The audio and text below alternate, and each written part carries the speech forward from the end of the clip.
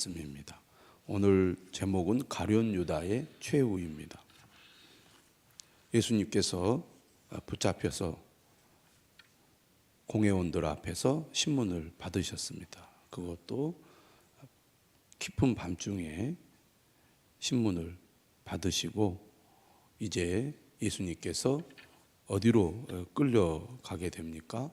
빌라도 총독에게 끌려가게 됩니다. 유대인들은 예수님의 죄목을 찾아냈습니다. 사형에 해당할 죄목을 찾아내서 빌라도 총독에게 넘기게 되죠. 사형 선고할 수 있는 권한이 없었기 때문입니다. 오늘 1절 말씀을 보면 이렇게 시작이 되죠. 새벽에 모든 대제사장과 백성의 장로들이 예수를 죽이려고 함께 의논하고, 그들이 그만큼 다급했습니다. 새벽에 이 일을 진행을 하는 거죠. 모든 대제사장과 백성의 장로들이라는 표현을 보면 악한 자들이 예수님을 없애려고 완전히 단결하여 예수님을 제거하려는 것을 보게 됩니다. 함께 의논한다, 이런 표현도 그들이 악을 행하는데 얼마나 힘을 모으고 있는지 잘 보여주고 있습니다. 악한 자들의 이 악한 이 생각과 행동이 얼마나 대단한지 잘 보여주고 있습니다. 악의 세력들의 움직임, 악의 세력들의 단합, 그 악의 세력들의 힘이 그만큼 강하다는 것이죠. 악을 대항한다는 게 그만큼 힘이 든다는 겁니다. 2절에 보면 결박하여 끌고 가서 총독 빌라도에게 넘겨주니라. 그들이 계획하고 그 계획을 추진하고 그 계획을 완성하는 데 있어서 거침이 없습니다. 망설임이 없죠. 주도 면밀하게 아주 신속하게 일을 처리합니다. 선을 행하는 데 이렇게 적극적이고 빈틈이 없으면 얼마나 좋겠습니까? 사람은 악을 행하는데 이런 능력을 발휘합니다. 3절이죠. 그때에 예수를 판 유다가 그의 정죄됨을 보고 스스로 뉘우쳐 그 은 30을 대제사장들과 장로들에게 도로 갖다 주며 이르되 내가 무죄한 피를 팔고 죄를 범하였도다 하니, 예수님께서 어떻게 이 처리가 되는 것을 유다가 본 거죠. 그때야 유다는 자신이 한 행동이 얼마나 잘못된 행동이었는지를 깨닫게 됩니다. 그래서 스스로 뉘우쳤고 그가 받은 은 30을 종교 권력자들에게 돌려줍니다. 그리고 자신이 한 행동이 잘못됐다고 그들에게 고백을 해요. 이때 4절 하반절에 보면 이 권력자들의 말을 들어보십시오. 이렇게 얘기합니다. 그것이 우리에게 무슨 상관이냐? 네가 당하라. 이렇게 유다의 요청을 무시해버립니다. 악한 자들은 정말 끝까지 악하죠. 흔들림이 없습니다. 상대방이 얼마나 고뇌하고 있는지, 그리고 그가 얼마나 자신의 잘못을 깊이 뉘우치고 있는지 그 심정을 헤아리려는 마음이 전혀 없습니다. 그들은 오직 자신의 이익과 기득권을 유지하는 데만 관심이 있어요. 다만 유다를 이용했을 뿐 유다를 마음 깊이 생각하는 것이 전혀 없었던 것이죠. 유다는 깊은 죄책감을 느끼고 은을 성소에 던져놓고 물러가서 스스로 목매어 죽어버립니다. 대제사장들은 그 은을 거두면서 이것은 핏값이라 성전고에 넣어둠이 옳지 않다, 하나님의 뜻이 아니거든요. 또 그것은 철저히 그들이 지키려고 합니다. 그래서 의논했고 이것으로 토기장의 밭을 사서 나그네의 묘지를 삼았습니다. 그것이 마태의 시대까지 피밭이라고 일컬어진 거죠. 이 모든 것이 다 하나님의 말씀을 이루는 일이었다고 마태복음은 기록을 합니다. 9절에 선지자 예레미야를 통하여 하신 말씀이 이루어졌나니 일러스되 그들이 그 가격 매겨진 자 곧 이스라엘 자손 중에서 가격 매긴 자의 가격 곧 은 30을 가지고 토기장이의 밭값으로 주었으니 이는 주께서 내게 명하신 바와 같으니라 하였더라. 이 모든 것이 하나님의 뜻 안에서 이루어졌다는 것입니다. 하나님의 말씀이 이루어진 사건이죠.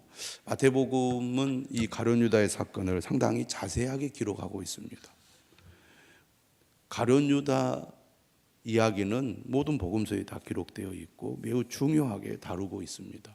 이것은 곧 무엇을 얘기해 주느냐? 초대교회는 가룟 유다의 교훈을 매우 중요하게 여겼다는 것입니다. 우리가 결코 잊지 말아야 할 중요한 사건, 인물 가운데 가룟 유다가 있다는 거죠. 예수님의 12제자가 되었다는 것은 특별한 의미가 있습니다. 왜냐하면 12이라는 숫자는 구약의 이스라엘 12지파를 상징하는 것이거든요. 그런 인물 중에 한 사람이 예수님을 배반하고 예수님을 팔아 넘겼을 뿐만 아니라 자신의 잘못을 뉘우치면서 목숨을 버렸다. 이 사건은 그리스도인들이 결코 잊어서는 안 될 사건이다. 늘 그것을 기억해야 된다. 이렇게 이야기하고 이러한 이 사건을 복음서마다 기록을 하면서 그리스도인들이 꼭 기억하도록 했던 것입니다. 오늘 우리는 이 가룟 유다의 최후를 보면서 몇 가지를 생각해야 되는데요. 신앙의 길은 어떤 길이냐? 십자가의 길이고 고난의 길입니다. 문제는 예수님의 제자들은 전혀 그것을 생각하지 못했다는 것입니다. 예수님을 믿으면 모든 것이 형통하고 모든 것이 잘 되고 이렇게만 생각을 했던 거죠. 왜냐하면 예수님을 따를 때 수많은 사람들이 예수님을 추종을 했습니다. 또 예수님의 행하신 일을 보면 많은 사람들을 살리고 많은 사람들을 회복하고 많은 사람들을 일으켜 세우시잖아요. 예수님을 따르면 정말 안 되는 일도 되고 못하는 것도 하고 다 이렇게 좋은 일만 일어나는구나. 제자들은 그런 기대를 했을 것입니다. 그런데 예수님이 정작 예루살렘에 입성을 하면서 제자들에게 3번이나 내가 죽게 될 것이다. 종교 권력자들에게 붙잡혀서 목숨을 잃게 될 것이다는 말씀을 했습니다. 제자들의 마음에 근심이 생긴 거죠. 그런데 정말 예수님은 말로만 그렇게 하신 것이 아니라 실제로 그 길을 가셨습니다. 예수님이 가시는 길은 고난의 길이고 십자가의 길이었던 거죠. 문제는 제자들이 전혀 그러한 사실을 인식하지 못했고 준비하지 못했던 겁니다. 그러다가 예수님이 정말 저항도 하지 않고 힘없이 붙잡혀 가게 되니까 제자들이 어떻게 됩니까? 다 도망가 버립니다. 예수님께서 말씀하셨을 때 제자들은 뭐라고 하냐면 베드로를 필두로 절대로 주를 버리지 않겠습니다. 죽을지언정 주를 버리지 않겠습니다. 큰 소리 쳤습니다. 모든 제자들도 다 그렇게 얘기했어요. 그러나 막상 예수님이 붙잡혀 가시자 다 도망가 버렸습니다. 주님을 믿는 것이 무엇이고 주님을 따르는 것이 무엇인지를 잘 알지 못했기 때문에 또 잘못 알았기 때문에 막상 그런 어려움을 당했을 때 도망을 가고 배반을 하고 비겁한 모습을 보인 거죠. 오늘 우리도 마찬가지입니다. 예수 믿으면 하나님이 은혜를 주시고 복을 주시고 능력을 주시죠. 그러나 예수 그리스도를 믿는 믿음의 길에는 반드시 고난과 십자가가 따른다고 말씀합니다. 또 그 길을 가야 한다고 말씀하죠. 그것을 제대로 알지 못하고 또 그것을 준비하지 못하면 어떻게 됩니까? 평상시에는 내가 예수님을 잘 믿습니다. 나는 예수님이 최고입니다. 예수님 말씀대로 살겠습니다. 그렇게 큰 소리 치다가도 막상 고난이 닥치고 어려움이 닥치면 예수님이 붙잡혀 갔을 때의 제자들과 똑같은 행동을 하게 된다는 겁니다. 그런 사람들이 얼마나 많습니까? 여러분, 예수님의 제자들과 예수님은 매우 대조를 보여주었습니다. 예수님은 당당했죠. 예수님은 고난을 겪으면서도, 신문을 받으면서도, 말도 되지 않는 부당한 신문을 당하면서도 예수님은 전혀 흔들리지 않았습니다. 왜요? 예수님은 자신이 가는 길이 무엇인지 알았고, 또 그 길을 가기 위해서 자신이 어떻게 해야 될지를 이미 그는 마음에 각오하고 준비하고 있었기 때문입니다. 모르기 때문에 갑자기 어려움이 닥치면 두려움을 느끼고 흔들리게 되고, 또 알고 있더라도 준비되지 않으면 막상 그 어려움이 닥쳤을 때 전혀 그것을 당당하게 맞이하지 못합니다. 제자들은 제대로 알지도 못했고 준비되지도 않았습니다.